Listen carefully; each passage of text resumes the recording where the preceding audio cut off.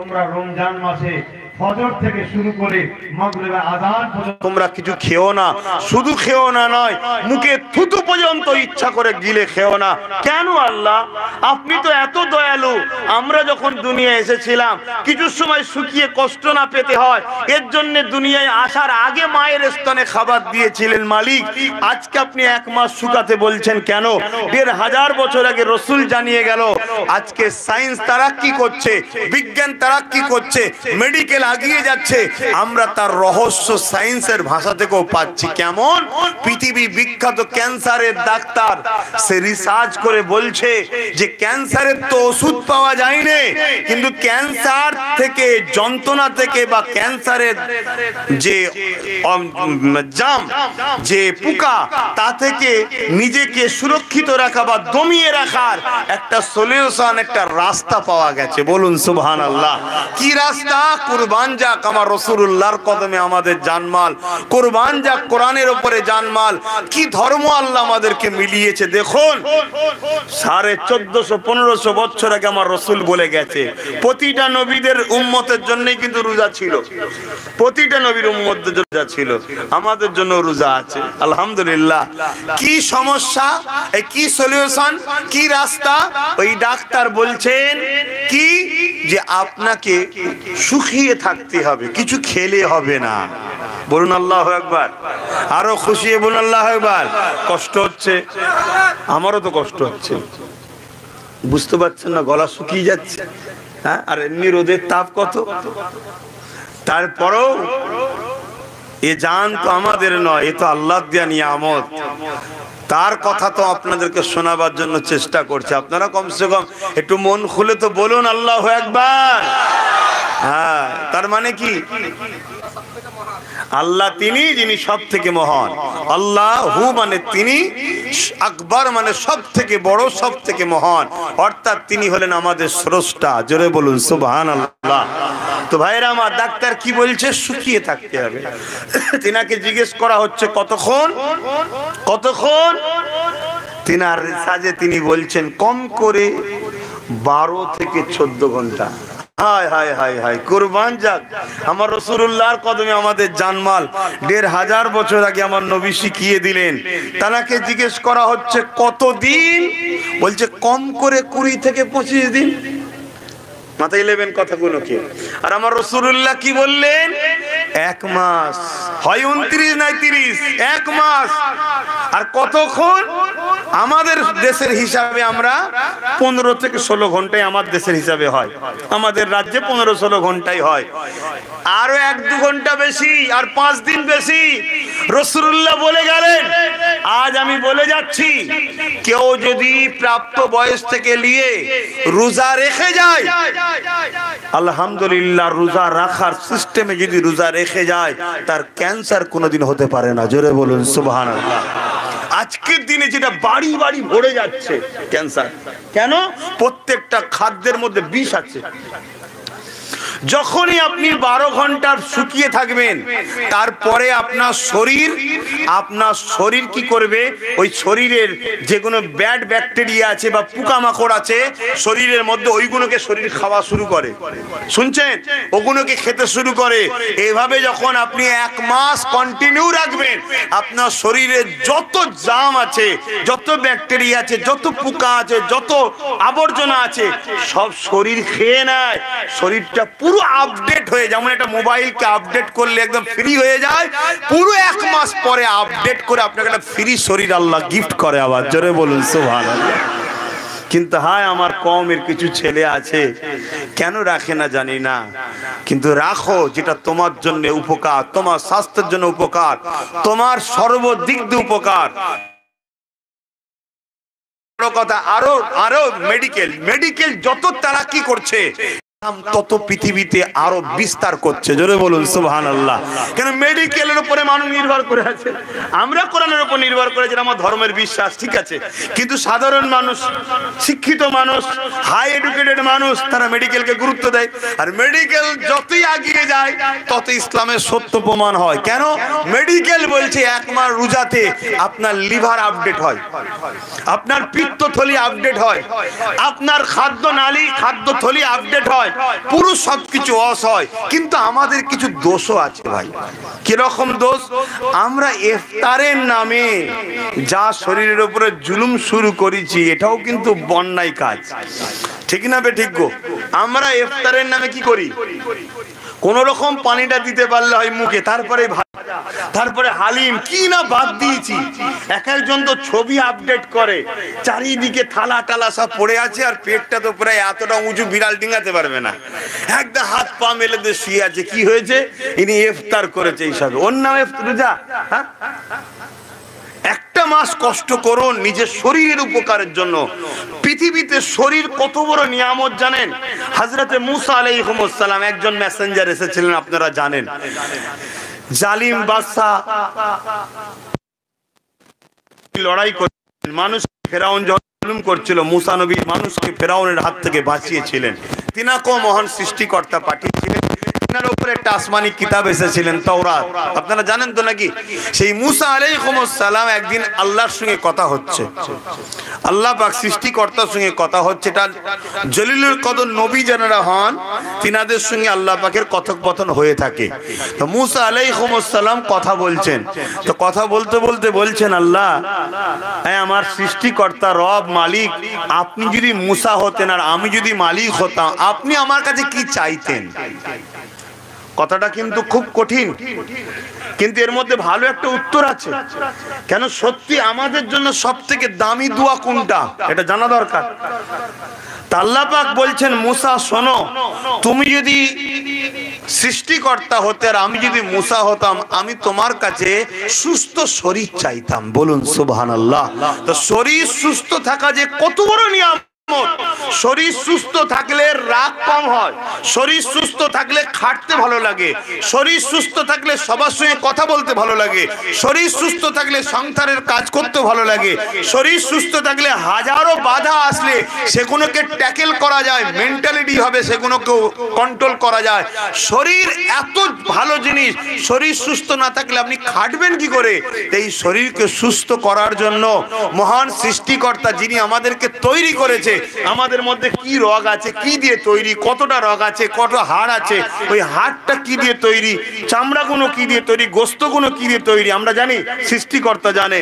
এগুলো সব আপডেট করার জন্য মালিক আমাদেরকে 1 মাসের রোজা দিয়েছে। জোরে বলুন সুবহানাল্লাহ। সেই রোজা সবাই রাখছি, রাখবেন, জানি না আবার সামনে বছর পাবো কিনা। আর আজকে তো 15 রোজা, আজকের দিনটা একটা বড় নিয়ামতপূর্ণ দিন, জানেন তো নাকি? এক তো রোজার মাস, আজকে আরেকটা ঐতিহাসিক দিন আছে। কি বলেন তো? বলেন আজকে কি দিন আছে? আরেকটা।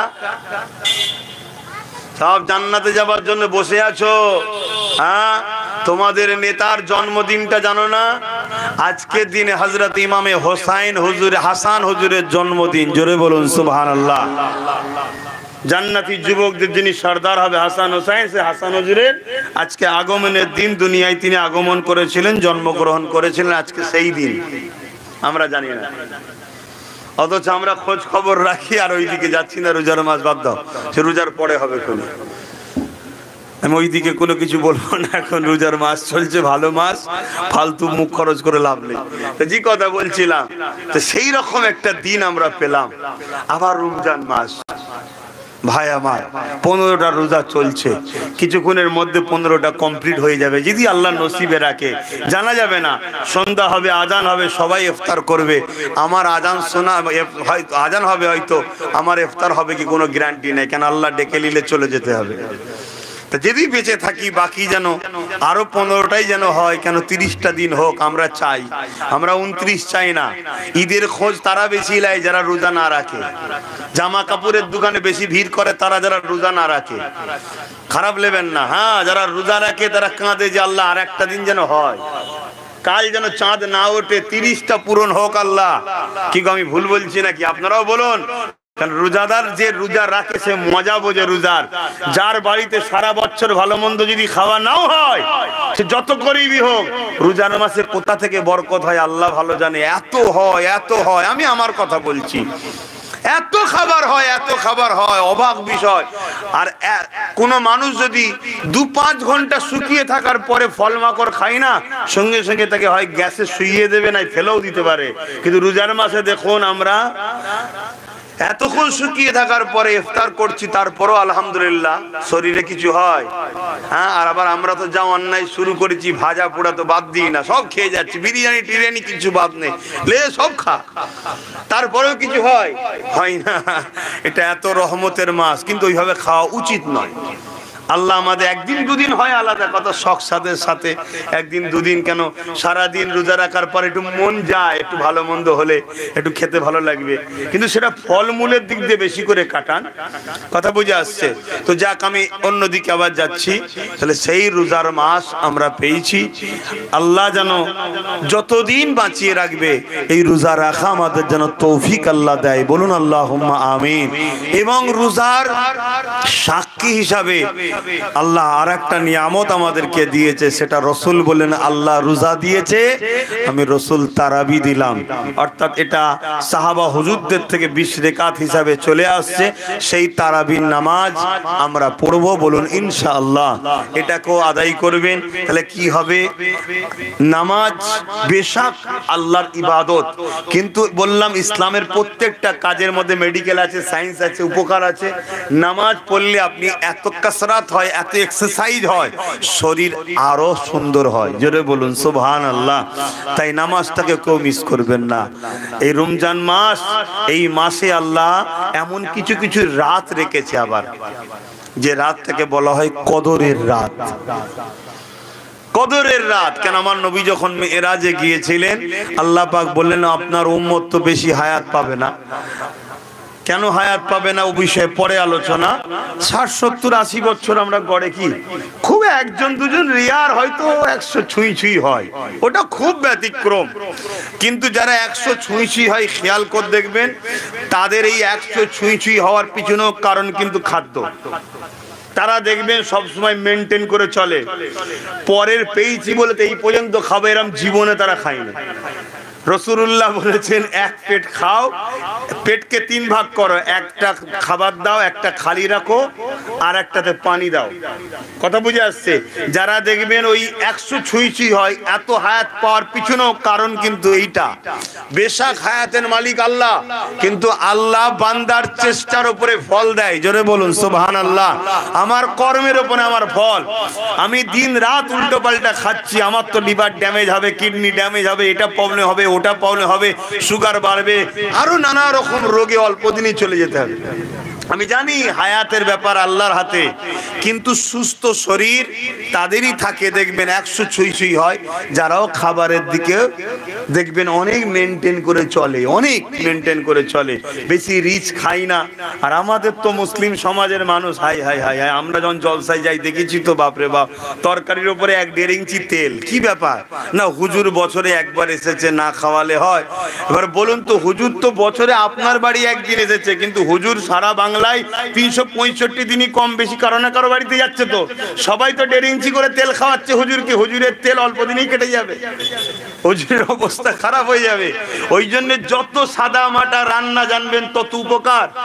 আর সব সময় সবজি, শাক সবজি, যে শাক সবজি দেখছেন না, এগুলো স্বাস্থ্যের জন্য সবচেয়ে বেশি উপকার। আমরা মনে করি গোশত খেলে বেশি উপকার, না না, দুধ খেলে বেশি উপকার। আল্লাহ নবী দুধ খাওয়াকে পছন্দ করতেন, জোরে বলুন সুবহানাল্লাহ। আল্লাহ নবী প্রতিদিন, রয়াতের মধ্যে ইখতিলাফ আছে, যেটা বেশি 7টা করে খেজুর খেতেন আর দুধ পান করতেন। প্রতিদিনের রাসূলুল্লাহর রুলি ছিল দুধ পান করতেন আর 7টা করে খেজুর খেতেন, জোরে বলুন সুবহানাল্লাহ। আমরা খাই, আমরা দুধ বিক্রি করে যে গোশত খাবার ধান্দায় ঘুরে বেড়াচ্ছি, এজন্য তো আমাদের এত ডাক্তারখানায় যেতে হয়। আমার রাসূলুল্লাহকে যদি আমরা ফলো করি, আলহামদুলিল্লাহ, শুকরিয়া করে বলছি, ওষুধ ঘরে থাকবে না, লাগবে না ওষুধ। কিন্তু আমরা করতে পারিনি, এটা আমাদের দোষ। আমরা করতে পারিনি, এটা আমাদের দোষ।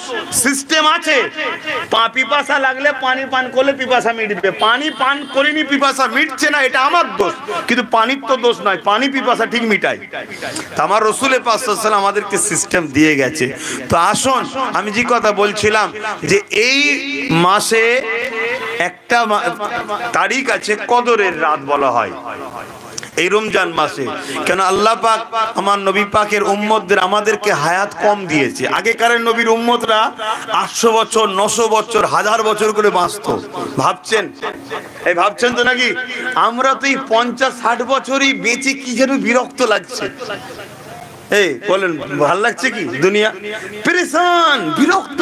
তাহলে ভেবুন যদি 1000 বছর আমাদের হায়াত হতো কি হতো? হ্যাঁ, কি পেরেশানে পড়ে যেতাম। 1000 বছর আমাদেরকে কাজ করতে হতো, 1000 বছর আমাদের ঘরে সংসার জীবন করতে হতো, 1000 বছর দুনিয়ার যত রকম সমস্যা আছে সব সমস্যা প্রয়োগ করতে হতো। আল্লাহ কত ভালোবাসেন বলে আমাদেরকে দুনিয়ায় বেশি দিন কাজ দেয়নি, অল্প দিন দিয়েছে, কিন্তু ফল দেবে অনেক বেশি। জোরে বলুন সুবহানাল্লাহ। তার জন্য এমন কিছু কিছু দিনকে আল্লাহ রেখেছে। তার মধ্যে এই একটা দিন হলো কদরের রাত, লাইলাতুল কদরের রাত। রমজান মাসে আর একটা কথা বলে দিই, এই মাসে কোরআনও নাজিল হয়েছে। বলুন সুবহানাল্লাহ। তো এই কদরের রাত, একটা রাত যদি কেউ ইবাদত করে কাটায়, 1000 মাসের রাত জাগার বা ইবাদতের সব আল্লাহ তার আমল নামা দেয়। জোরে বলুন সুবহানাল্লাহ। তাহলে আমার প্রত্যেকটা যুবককে বলবো, কদরের রাতটা যেন ঘুমাবে না। শুনছো তো? কি করবে? বেশি বেশি করে কোরআন পড়বে, নফল নামাজ পড়বে, দান খায়রাত করবে। কথা বুঝে আসছে? নিজেদের মা বাপের কবর জিয়ারত করবে, আল্লাহর ওলি যদি থাকে তিনারও কবর জিয়ারত করবেন। তবে বেশি বেশি করে এই দুটো কাজ করবে। কি? কোরআন পড়বে আর নফল নামাজ পড়বে। কিছুক্ষণ কোরআন পড়লে আবার দাঁড়িয়ে গেলে নফল নামাজ 10-12 রেকাত পড়লে, আবার কিছুক্ষণ কোরআন পড়লে। এইভাবে জানো ইশার নামাজের পর থেকে শুরু হয়, ফজরের নামাজ পড়ে দরকার হয় ঘুমাবে। এমনি ফজরের নামাজের পরে ঘুমোতে শরিয়াতে নিষেধ আছে, কিন্তু এই দিনগুলোর জন্য খাস করে সারা রাত জেগে আছেন, আপনি একটু রেস্ট নেবেন। কথা বুঝে আসছে কি গো আমার যুবক ভাইরা? এই রাতটুকু কাটাবে তো নাকি? হ্যাঁ, কেন 1000 মাসের 1000 মাস তুমি ইবাদত করলে যে মাকাম পাও, ওই মাকাম আল্লাহ তোমার এই এক রাতে দেবে। জোরে বলুন সুবহানাল্লাহ। তবে বেশিরভাগ উলামাদের রায় 27-এর রাতটা হলো কদরের রাত। কিন্তু আমার মনে হয় 27টা যদি না হয়ে 23টা হয়ে যায়, 21টা হয়ে যায়, তাহলে তো ফসকে গেল। তাই 5টা রাত, 21, 23, 27, 25, 27, 29, 5টা হচ্ছে তো নাকি? 21, 23, 25, 27, 29, এই 5টা রাত আমার ভাইরা, আমার বোনেরা, আমার আব্বা জান, মা জান, একটু রাত জেগে মহান সৃষ্টিকর্তাকে রুকু সেজদা দেবেন, তিনার বাণী কোরআন পড়বেন। যতক্ষণ কোরআন পড়বেন জানবেন মালিকের সঙ্গে কথা বলছেন। কেন? সেটা কালামুল্লাহ। কোরআন কোনো বই নয়, কোরআন মহান সৃষ্টিকর্তার বাণী। তাই আজ পর্যন্ত কোরআন নিয়ে পৃথিবী জুড়ে লাখো কোটি মিলিয়ন বিলিয়ন ডলার খরচ করে ভুলবার করার চেষ্টা চলছে, আজ পর্যন্ত কেউ পারেনি। জোরে বলুন সুবহানাল্লাহ। আর পৃথিবী বিখ্যাত বিখ্যাত ধনীরা, যারা শিক্ষিতরা, যারা কোরআনের রিসার্চ করতে বসেছে, ভুলবার করবে। কথা বুঝে আসছে? যারা কোরআনকে পুড়িয়েছে একটা সময়, চেষ্টা করেছে, নাউজুবিল্লাহ, কোরআনের অক্ষর তো কেউ পোড়াতে পারে না, চেষ্টা করেছে, তারপরেও তারা রিসার্চ করে একদিন কোরআনের প্রেমিকও হয়ে গেছে। জোরে বলুন সুবহানাল্লাহ। তাহলে সেই কোরআন আমাদেরকে এই কদরের রাতের ঘোষণা দিয়েছে, এগুলো আপনারা করবেন। আল্লাহ আমাদের সকলকে এই রাত জেগে ইবাদত করার তৌফিক দান করে। বোন আল্লাহুম্মা আমিন। একবার ভক্তি ভরা ভালোবাসায় সকলে উচ্চ আওয়াজে দরুদ শরীফ পড়েন। আল্লাহুম্মা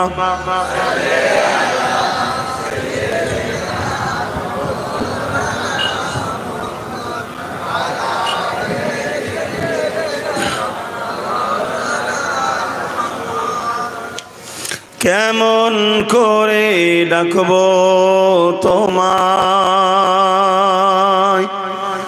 ডাকতে জানি না হে আল্লাহ, কেমন করে ডাকবো তোমায়। আদম কান্দে গন্ধ মুখে, খলিল কান্দে আগুনেতে। আদম কান্দে গন্ধ মুখে, খলিল কান্দে আগুনেতে। কান্দে হাজির আল্লাহ কেমন করে ডাকবো তোমায়, ডাকতে জানি না হে আল্লাহ কেমন করে ডাকবো তোমায়। আল্লাহুম্মা সাল্লি আলা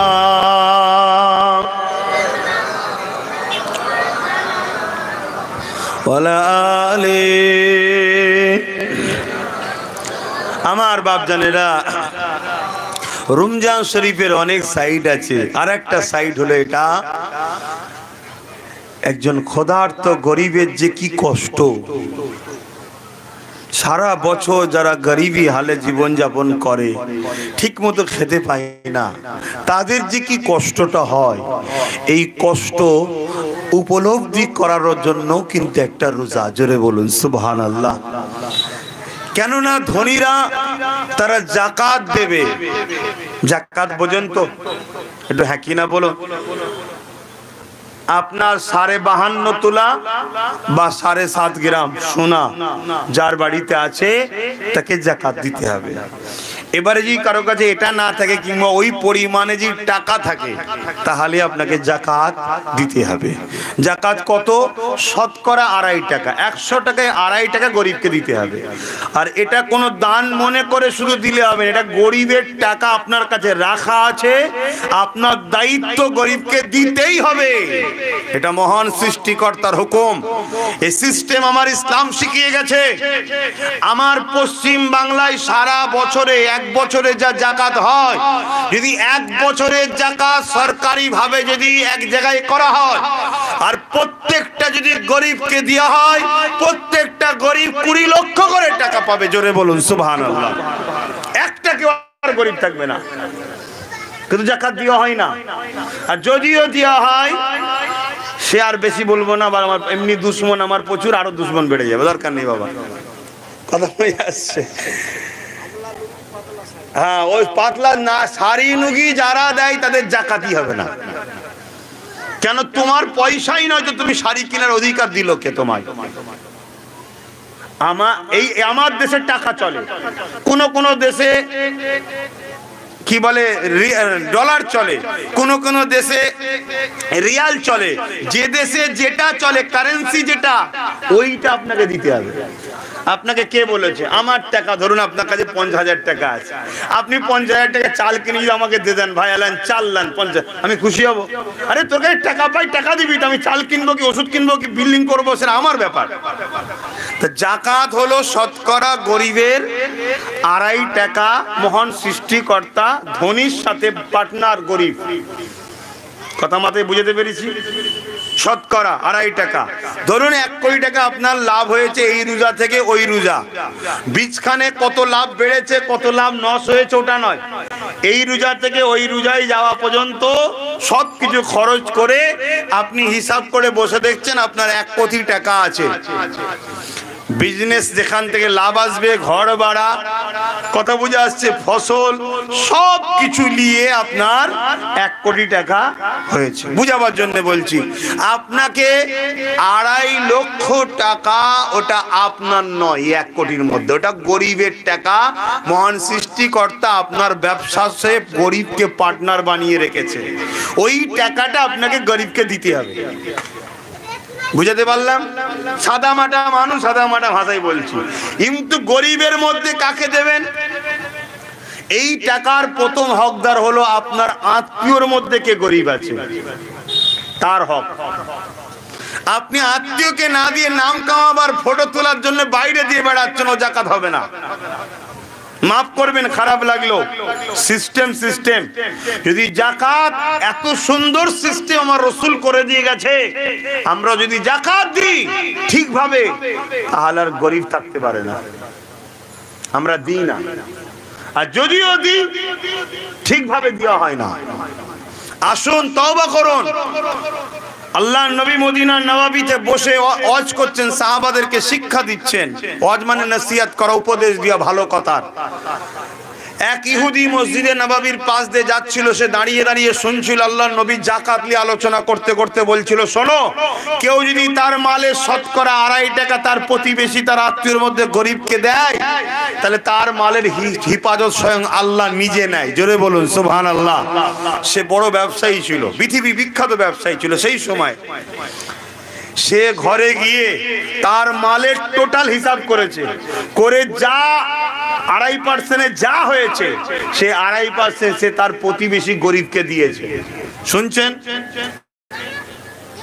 কয়েক মাস যাওয়ার পরে তখন জাহাজে মাল এসছে, এখনো মাল আছে, একটা জাহাজের ভর্তি তার মাল আসছিল, সেই মাল এখন নদী থেকে সাগর থেকে গায়েব হয়ে গেছে, খবর নাই, কোথায় চলে গেছে খবর নাই। তা সে মদিনার বাজারে বলে বেড়াচ্ছে মোহাম্মদ মিথ্যাবাদী, নাউজুবিল্লাহ, বলুন নাউজুবিল্লাহ। মোহাম্মদ রসুল কথা বলছে, উনি মিথ্যা কথা বলে। সাহাবাদের কানে হতে হতে আমার রসুলুল্লাহর কানে এসছে। আল্লাহ নবী বললেন ডাকো তাকে। সে এসেছে, আল্লাহ নবী বলছেন বাবা তুমি আমায় মিথ্যাবাদী বলছো, কি হয়েছে? আরে তুমি তো তোমার অনুসারীদের ঘরে শিক্ষা দিচ্ছিলে যাকাত যদি কেউ তার হিসাব করে শতকরা 2.5 টাকা তার প্রতিবেশী গরিবকে দেয়, তার মালের হিফাজতের মালিক আল্লাহ নেয়। আমি তো দিয়েছি, তাহলে আমার মাল কেন জাহাজ ভর্তি গায়েব হয়ে গেল? আল্লাহ নবী বলছেন শোনো বাবা, তুমি কি দিয়েছো? হ্যাঁ দিয়েছি। দিয়েছো? হ্যাঁ দিয়েছি। ঠিক করে হিসাব করে? হ্যাঁ দিয়েছি। আল্লাহ নবী বলছেন যার কুদরতি হাতে মোহাম্মদ রসুলের জান আছে, সেই সৃষ্টিকর্তা শপথ করে বলছি তোমার মাল নিরাপদে তোমার বাড়িতে ফিরবে। বলুন সুবহানাল্লাহ। কেন এই ওয়াদা মোহাম্মদ রসুলের নয়, ওয়াদা তো সৃষ্টিকর্তার। আর আল্লাহর ওয়াদা কখনো ভঙ্গ হয়? তিনি তো মালিক, তিনি মরাকে জিন্দা বানায়, জিন্দাকে মরা বানায়। তিনার ইশারায় তুফান হয়, তিনার ইশারাতেই পানি হয়, তিনার ইশারাতে রোদ হয়, সব তিনার ক্ষমতায়। কয়েকদিন যেতে না যেতে বন্দরে সেই জাহাজ এসে হাজির হলো। জাহাজের মালিকের কাছে খবর এলো, জাহাজের মালিক ছুটছে ছুটছে, গিয়ে জাহাজ দেখেছে, মাল দেখেছে, মালকে নাবাইনে ওই অবস্থায় রসুলুল্লাহর কদমে এসেছে। মোহাম্মদ নবীকে নবী জেনে রসুলুল্লাহর হাতে হাত দিয়ে কলেমা পড়েছে, ইসলাম কবুল করেছে। তারপরে সে মাল নাবাতে গেছে। জোরে বলুন সুবহানাল্লাহ, আরো জোরে বলুন সুবহানাল্লাহ। আর আমরা সেই ঘরের উম্মত দাবি করে আমরা যাকাত ঠিক মতো ভাবে দিই না বলেই তো আজকে সমস্যা আমাদের। আপনারা যারা অর্থশালী আছেন, আপনি বাজারে গিয়ে 52.5 তোলা রূপো কত দাম জিজ্ঞেস করবেন। কথা বুঝে আসছে? এই পরিমাণে যদি টাকা থাকে তাহলেই আপনি যাকাত দেওয়া শুরু করুন। বা 7.5 ভরি সোনার কত দাম দোকানে গিয়ে জিজ্ঞেস করবেন। এই পরিমাণে টাকা থাকলেই তাহলে যাকাত স্টার্ট হলো। এরপরে আপনার যত বেশি আছে টোটাল টাকাকে এক জায়গায় করে, মাল থাকুক, টাকা ক্যাশ থাকুক, ব্যাংকে থাকুক, কথা বুঝে আসছে, বা জিনিসপত্র আপনি ব্যবসার কিছু কিনেছেন, কথা বুঝে আসছে, সেইটার এত টাকায় লাভ হবে, এই সব কিছু নিয়ে আপনি হিসাব করে আপনার আত্মীয়র মধ্যে কে গরিব আছে তাকে দেন। আর চেষ্টা করবেন একজনকে কমসে কম দিয়ে যদি তাকে চিরতরে গরিব থেকে দূর করা যায় তো একজনকেই দিয়ে দেন। কথা কিছু বুঝাতে পারলাম? হ্যাঁ, ধরুন আপনার 1 লাখ 2 লাখ টাকা যাকাত হয়েছে, আপনি আপনার আত্মীয়র মধ্যে একটা গরিবকে একটা দোকান করে দিলেন, বা একটা টোটো কিনে দিলেন, কিছু একটা করে দিলেন, জীবনের মতো এই গরিবটা তো দূর হয়ে গেল। বাপ আপনি এটা ভেঙে ভেঙে এবার ও ইনকাম করবে, বাড়বে, ব্যবসা করবে, বাড়বে, ব্যবসা করবে, বাড়বে, ও একদিন কোটিপতি হতে পারে। পারে না? পারে না ভাই? হ্যাঁ পারে, পারে। অনেক বড় বড় শিল্পপতি যাদেরকে দেখছি না, এরা একদিন 500,000 টাকা লে নেবেছিল। ইতিহাস অনেকের নাম বলছি না, একদিন 500,000 লে নেবেছিল, আজকে তারা 500,000 কোটি টাকার মালিক হয়ে গেছে। তা আমি যদি কাউকে 2 লক্ষ টাকা দিয়ে একটা পানের ঘুমটি কি চায়ের দোকান বা একটা কাপড়ের ছোট দোকান করে দিলাম, বা টেলারের দোকান করে দিলাম, তুমি এ থেকে ব্যবসা করো, সে কাটিয়ে কাটিয়ে ভাঙছে, সারা জীবনের জন্য কিন্তু একটা গরিব মুছে গেল। কথা বুঝছেন ভাই? সেইটা না করে আমরা আজকাল কি করছি, এক গাদা নুগি শাড়ি কিনলাম, কিনে নিয়ে লাইন দিয়ে চলে আসো কলিমুদ্দিন চাচা, বেচারি পেটের জ্বালা, একটা নুগি নেবে, 4 জন মিলে ধরেছে আর 5 জন মিলে ফটো তুলছে। কি হচ্ছে এটা? আর ধর্ম হচ্ছে? এভাবে গরিবকে অপমান করো না। আল্লাহ যদি তোমাকে একদিন ভিখারি বানায় সেদিন বুঝবে গরিবের কষ্ট কত। গরিবকে খবরদার ছোট করো না। ও গরিব, ওর নসিব বড় বলেই গরিব। কেন কিয়ামত হবে গরিবদের জন্য বড় শান্তির জায়গা। জোরে বলুন সুবহানাল্লাহ।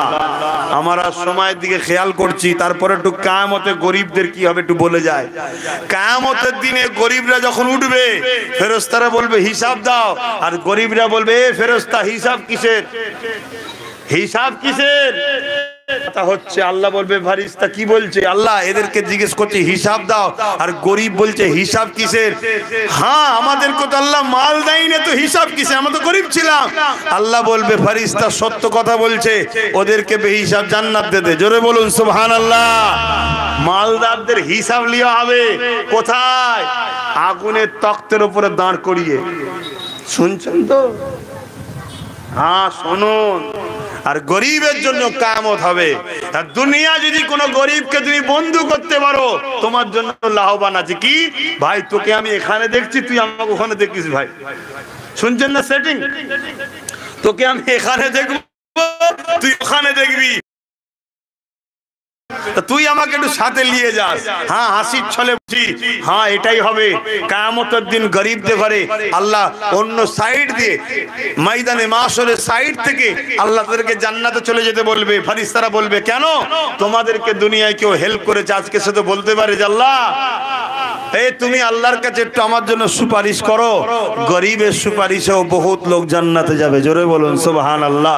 তাহলে সেই গরিবকে অবহেলা করো না, ক্রিটিসাইজ করো না, তাকে অপমান করো না, তাকে ভালোবাসো। হ্যাঁ আমিও আহলে সুন্নাত ওয়াল জামাত দ্বারা আমার যত ব্রাঞ্চ আছে, এই বাংলায় কয়েক হাজার আমার শাখা আছে, ব্রাঞ্চ। আহলে সুন্নাত ওয়াল জামাত বলে একটা আমি সংগঠন চালাই। এটা কোনো রাজনীতির দল নয়, এটা একটা সেবামূলক সংগঠন।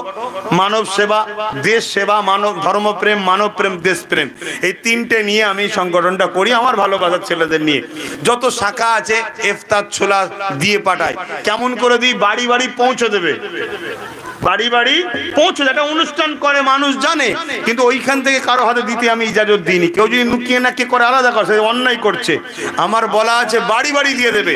এই বছরে আমি একটু ব্যস্ত ছিলাম, কথা বুঝে আসছে। কেন ব্যস্ত সবই বুঝতে পারছেন, কেন ঘোষণা হয়ে গেছে তখন হুড়ুড়ি করছি না।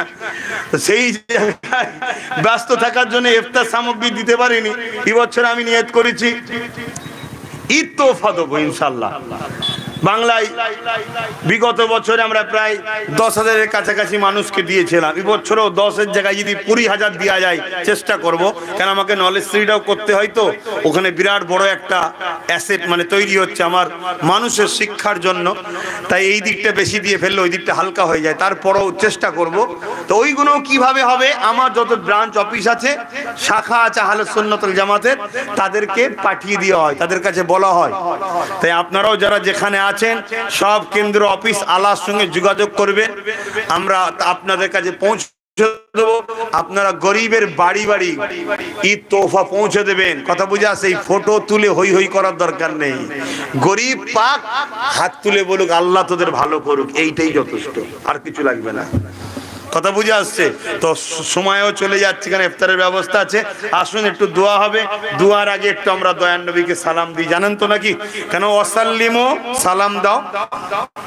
দরুদও পড়তে বলেছে, ওয়াসাল্লিমু সালামও দিতে বলেছে। সালামের বেলায় একটু আমরা আদবের সঙ্গে দাঁড়িয়ে দিই। কেন? সালামের বেলায় নবী জবাব দেয়, তো জবাবটা একটু আদবের সাথে লব, এই জন্য দাঁড়িয়ে যাই। ইয়া নবী